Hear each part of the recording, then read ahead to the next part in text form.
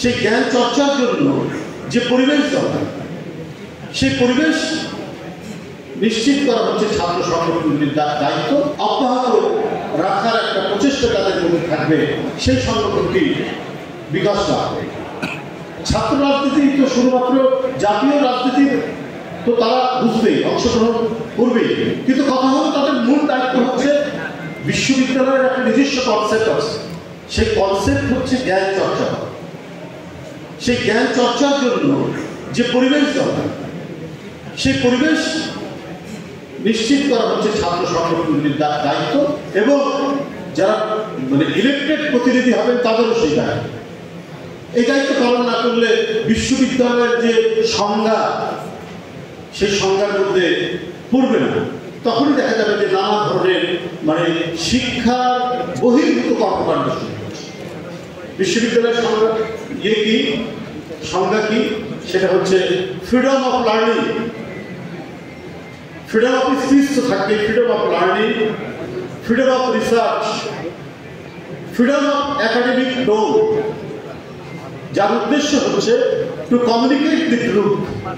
সত্যের সন্ধানের জন্য বিশ্ববিদ্যালয়ের ক্যাম্পাস হতে হবে গবেষণার স্বাধীনতা, শিক্ষার স্বাধীনতা, মত প্রকাশের স্বাধীনতা। এটা একজন বিখ্যাত শিক্ষাবিদ এই সংজ্ঞাটি বলেছে।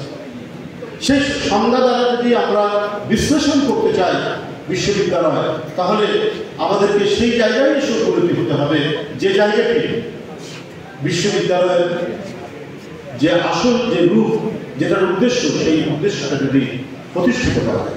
আমি জাতীয়তাবাদী ছাত্রদলকে অনুরোধ করবো আপনারা সেই পথ ধরে। আমি এখানে যে কয়েক ছাত্রদের জানিয়ে এবং চিনি, তার মধ্যে রাখি অন্যতম।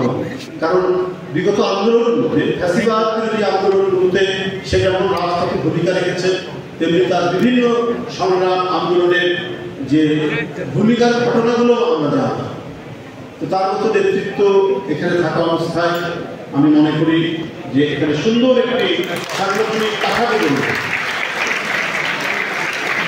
এটা আমি বিশ্বাস করি।